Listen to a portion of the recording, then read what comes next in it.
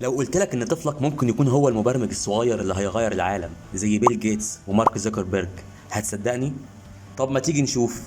المشكلة الوحيدة ان 90% من الاهالي مش عارفين يكتشفوا العلامات دي عند اطفالهم، والنتيجة.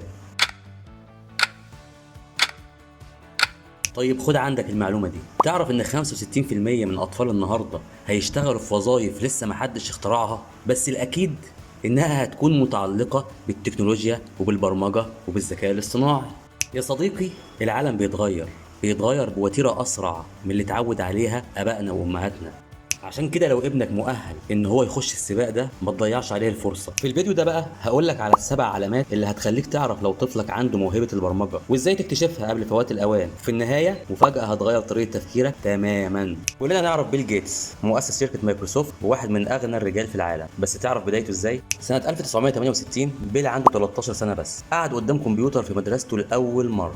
بيل اتهوس بالكائن الجديد ده وقضى كل وقت فراغه يتعلم البرمجه، وكتب اول برنامج ليه وكان هو لعبه اكس اند او، ومن هنا بدات الحكايه. مارك زوكربيرج، مؤسس فيسبوك، عارف ايه اول برنامج كتبه؟ كان عنده 12 سنه وعمل برنامج اسمه زاك نت عشان اهله يتواصلوا مع بعض في البيت. ابوه كان طبيب اسنان وكان عايز طريقه الموظفين يتواصلوا بيها معاه بدل ما يصرخوا ويزعقوا على بعض. ده كان سنه 1996 قبل الايميل والواتساب بسنين. طفل صغير حل مشكله حقيقيه بالبرمجه.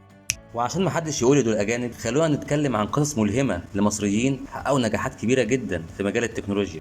شوف عمر جبر ومعتز سليمان، مهندسين مصريين واثناء دراستهم للهندسه في جامعه القاهره اسسوا تطبيق انستا باج، واللي على ضوءه اسسوا شركتهم، واللي اصبحت كبرى الشركات العالميه دلوقتي زي اي باي وبورش بتعتمد عليه في اكتشاف اعطال تطبيقاتهم واصلاحها. وشوف المهندس مصطفى قنديل، من زحمه المواصلات عمل سويب، اول شركه شرق اوسطيه توصل قيمتها لمليار دولار وتدخل بورصه ناسداك في امريكا، وقدروا يدخلوا وادي السيليكون بجداره. الموهبة موجودة في أطفالنا بس محتاجة حد يكتشفها. طيب إيه هي العلامات اللي تخليك تعرف إن طفلك عنده موهبة البرمجة؟ هقول لك على 7 علامات واضحة. العلامة الأولى، التفكير المنطقي. طفلك بيحب يحل المشاكل خطوة بخطوة. يعني إيه؟ يعني مثلا لما اللعبة تتكسر مش بيعيط، بيفكك الأجزاء ويشوف إيه المشكلة. العلامة الثانية، الفضول التقني. دايما هتلاقي الطفل بيسأل إزاي الحاجة دي بتشتغل، وهتلاقيه مهتم يعرف إزاي بتشتغل أكتر من مهتم يعرف إيه دي. العلامة الثالثة، الصبر والتركيز. هتلاقي الطفل عنده قدرة عجيبة على التركيز لما الموضوع يهمه، ممكن يقعد ساعة كاملة يحاول يخلص مرحلة في لعبة صعبة أو يركب بازل معقد. ده مش عناد، ده شغف. العلامة الرابعة، الإبداع في الحلول. هتلاقي الطفل بيدور على حلول غريبة ومبتكرة للمشاكل العادية، مش شرط يعني تكون حاجات معقدة. يعني مثلا ممكن تلاقي الطفل بدل ما يطلب منك تجيب له حاجة من فوق، هتلاقيه بيدور على طريقة يوصل لوحده بيها. دي عقلية المبرمج. العلامة الخامسة، حب التنظيم والترتيب. هتلاقيه بيحب النظام والترتيب في حاجات معينة حتى لو كان فوضوي في حاجات تانية. ممكن مثلا اوضته تكون فوضى بس ألعابه مرتبة بنظام معين يفهمه هو بس. العلامة السادسة، مش بيخاف من التجربة والخطأ. العلامة السابعة والأخيرة، بيحب يعلم غيره اللي اتعلمه. لو ابنك عنده 5 علامات على الأقل من دول، مبروك، ابنك مؤهل يخش المجال التقني بشدة.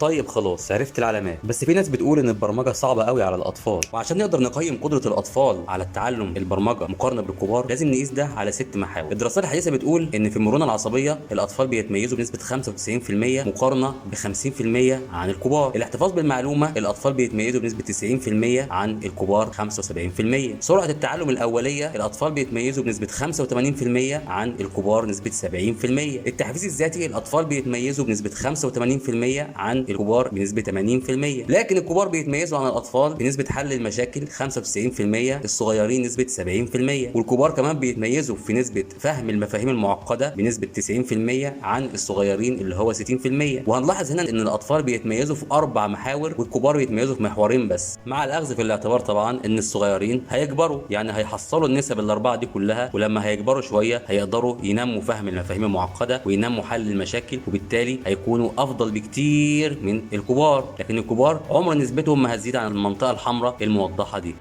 الخرافة الثانية، البرمجة محتاجة رياضيات معقدة. الحقيقة البرمجة محتاجة تفكير منطقي مش رياضيات معقدة. طفل في ابتدائي يقدر يتعلم سكراتش ويصمم ألعاب كاملة. الخرافة الثالثة، البرمجة للأولاد بس. اللي الناس بقى ما تعرفوش إن أول مبرمجة في التاريخ أدا لوفليس كانت واحدة ست. طفلك عنده امكانيات ضخمه والعلامات موجوده قدامك. لو شايف العلامات دي في طفلك، اكتب لي في التعليقات ايه العلامه اللي لفتت نظرك اكتر. البرمجه مش مجرد مهاره، ده استثمار حقيقي في مستقبله.